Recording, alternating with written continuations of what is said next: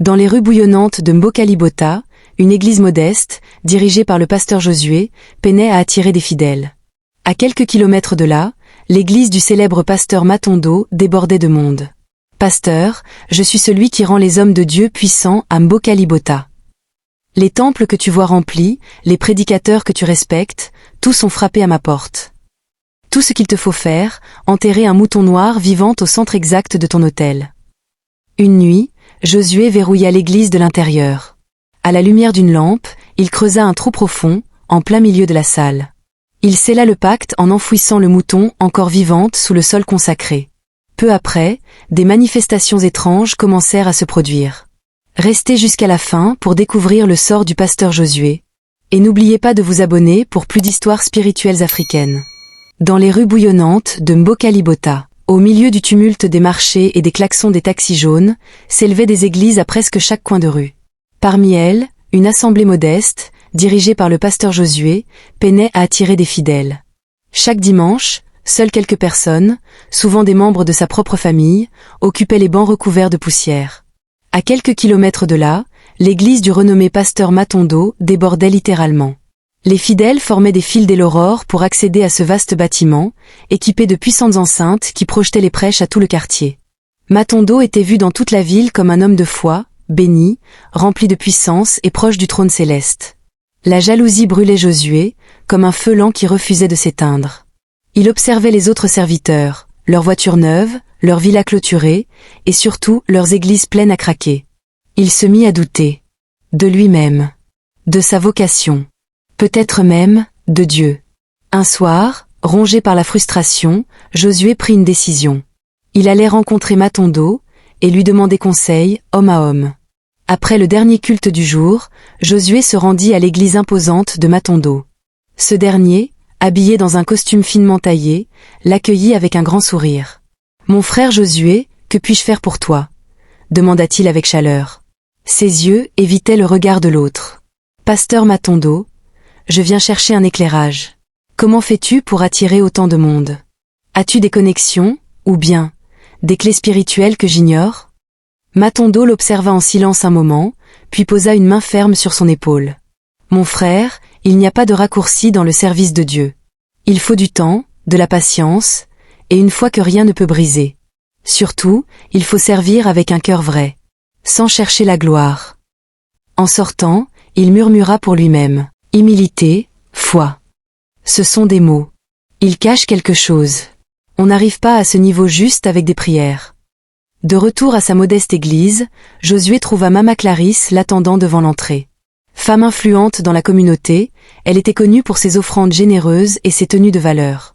Chaque dimanche, elle venait avec de grands sacs remplis de dons, et déposait silencieusement des liasses dans la corbeille d'offrandes. Il la voyait comme une grâce envoyée par Dieu.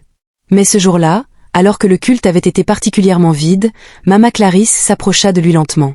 Elle le fixa, un léger sourire énigmatique aux lèvres, puis dit d'une voix calme. « Pasteur, vous vous donnez corps et âme, mais rien ne pousse.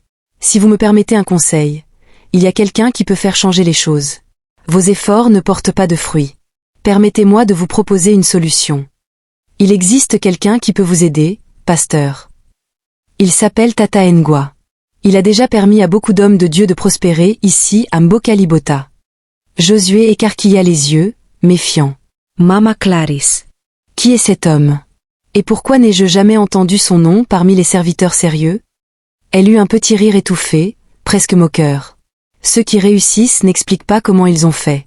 Et ceux qui parlent trop, finissent par disparaître. Mais crois-moi, plusieurs des pasteurs que tu admires ont bâti leur ministère grâce à lui.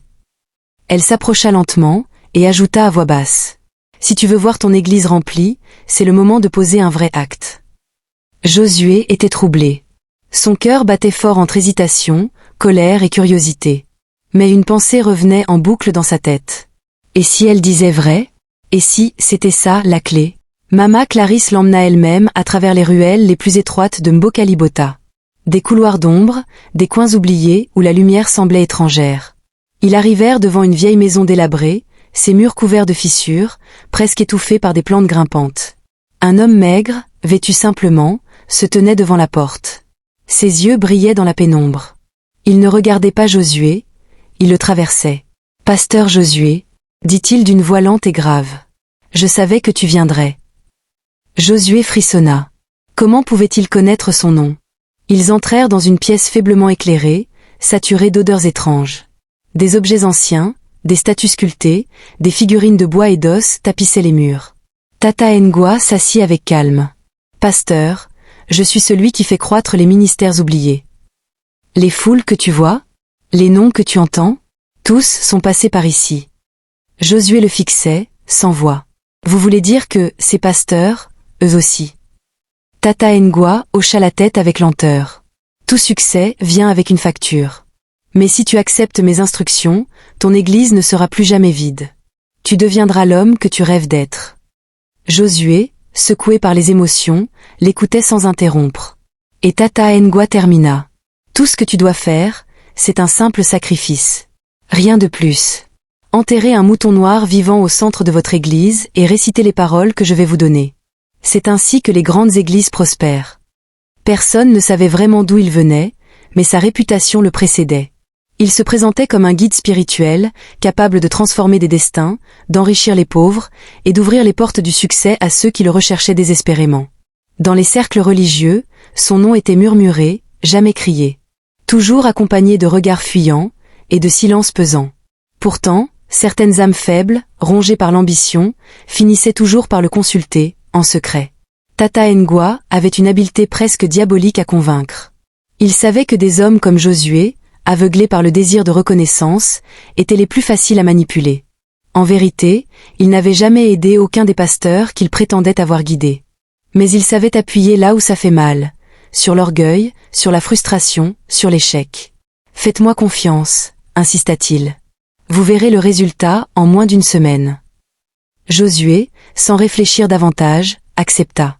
Il sortit de la maison de Tata Ngwa avec un étrange mélange de peur et d'excitation. Dans son esprit, il croyait naïvement que ce pacte allait faire de lui l'un des grands noms de Mbokalibota. Ce que Josué ignorait, c'est que Mama Clarisse n'était pas la donatrice fidèle qu'elle prétendait être. Elle était en réalité une collaboratrice de Tata Ngwa, chargée de repérer les cœurs faibles et de les attirer doucement vers lui. Une nuit, Josué ferma l'église à double tour. Il avait préparé tout ce qu'il fallait. Dans l'ombre, seul avec lui-même, il sortit une pelle et commença à creuser un trou profond au centre de la salle. Il avait acheté un mouton noir, symbole ancien de mysticisme et de soumission sacrificielle. L'animal bêlait doucement, ses grands yeux fixés sur lui, presque suppliants. Mais Josué était déterminé, il ne pouvait plus reculer. Il suivit à la lettre les instructions de Tata Ngwa. Il ouvrit le papier sacré, récita les paroles dans une langue inconnue, une langue qui semblait ne pas venir de la terre. Le sol vibrait légèrement sous ses genoux. Le mouton s'agitait faiblement.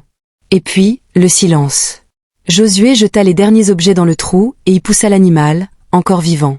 Il scella le rituel en recouvrant le mouton noir de terre, lentement, jusqu'à ce qu'il n'en reste plus rien. À cet instant précis, une chaleur étrange envahit l'église. Les murs semblèrent vibrer, presque respirer. Quelque chose venait de changer. Une odeur fétide, presque cadavérique, se répandit brièvement dans l'air avant de disparaître, comme absorbée par les murs. Dès le dimanche suivant, des foules commencèrent à se ruer vers l'église du pasteur Josué. Les gens arrivaient sans comprendre pourquoi. Leurs pieds les guidaient, comme attirés par une force invisible. Les bancs qui prenaient la poussière quelques jours plus tôt, étaient maintenant pleins à craquer. Les chants, les danses, les cris de prière résonnaient si puissamment qu'on les entendait jusqu'aux avenues les plus éloignées de Mbokalibota. Les dons pleuvaient. Les enveloppes se multipliaient. Son nom circulait dans les quartiers, dans les marchés, sur les lèvres des chauffeurs de taxi. Il se voyait désormais comme l'égal de Matondo. Mais très vite, des signes inquiétants firent surface. Certains fidèles racontaient des rêves troublants. Ils se voyaient poursuivis par des moutons noirs, dans des champs en flammes. D'autres disaient entendre, en pleine nuit, des chuchotements dans les murs de l'église, même en dehors des cultes. Une femme s'écroula pendant la louange, hurlant qu'elle voyait des ombres rampantes sortir du sol. Mais malgré tout cela, personne ne pouvait partir. Les fidèles restaient, comme liés à l'église par une force qu'ils ne pouvaient pas nommer. Certains voulaient partir, mais ne le faisaient jamais. C'était comme une emprise spirituelle. Un jour, un jeune homme du nom d'Elimba, courageux et discret, décida de chercher la vérité. Fils d'un ancien pasteur, il avait été élevé dans les Écritures. Il possédait une intuition aiguisée que rien ne pouvait endormir. Une nuit, alors que l'orage frappait Mbokalibota, il entra en secret dans l'église de Josué, armé seulement d'une lampe tempête et de sa foi. À peine avait-il mis les pieds dans la salle qu'une odeur ignoble l'assaillit. Une puanteur lourde, comme si quelque chose de pourri vivait sous la terre. Guidé par ce qu'il ressentait, il s'agenouilla au centre de la salle. Il se mit à creuser. Et ce qu'il découvrit figea son souffle. Un mouton noir en décomposition, entouré de talismans et d'objets rituels.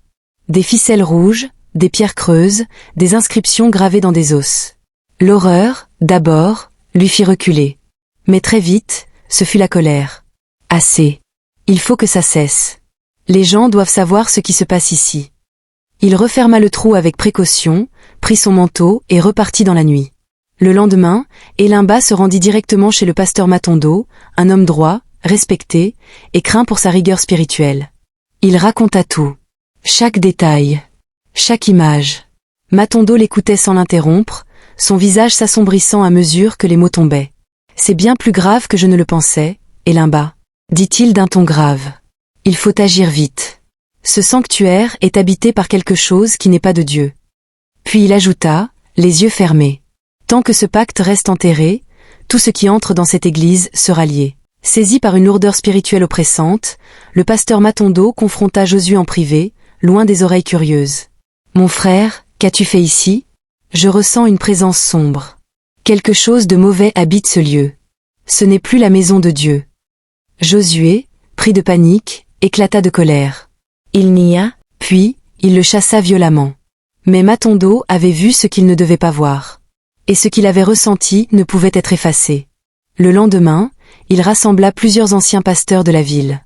Ensemble, ils décidèrent de lancer une prière de délivrance, coûte que coûte. Ce soir-là, alors que la ville dormait, un groupe de pasteurs et de fidèles engagés entrèrent dans l'église avec des bibles ouvertes, des chants de guerre et des cœurs fermes. Dès qu'ils commencèrent à prier, le sol vibra. Une odeur abominable se répandit dans la salle, plus forte que la mort elle-même. Des bêlements rauques, inhumains, se firent entendre sous les pieds des priants. Ils creusèrent, à l'endroit exact où l'autel avait été déplacé. Et là, au fond de la terre encore chaude, ils découvrirent le cadavre décomposé du mouton, entouré de talismans noirs, de cordes nouées et de cendres. La nouvelle se répandit comme le feu dans les quartiers de Mbokalibota. Josué fut dénoncé publiquement. Accusé d'avoir pactisé avec les ténèbres, il fut chassé, humilié, déshonoré. L'église fut fermée, puis rasée. À sa place, les pasteurs bâtirent une nouvelle chapelle, bénie, purifiée, où l'on priait chaque semaine pour que les ténèbres ne reviennent jamais. Quant à Josué, il erra dans les rues, sans abri, sans regard, hanté par les forces qu'il avait libérées lui-même. Chaque nuit, il entendait des bêlements qui n'existaient pas. Il sentait une présence marcher derrière lui, même dans le silence. Il finit par sombrer dans la folie, murmurant son histoire à quiconque croisait son chemin. C'est sous la chair, je l'ai enterré, il respire encore. Cette histoire devint une légende dans les ruelles de Mbokalibota. Une mise en garde. Un murmure que l'on chuchote aux jeunes pasteurs. Quand tu passes devant une église vide, prie pour le pasteur. Mais si tu vois une église trop pleine, ne l'envie pas trop vite. Tu ne sais pas ce qui a été sacrifié pour remplir ces bancs.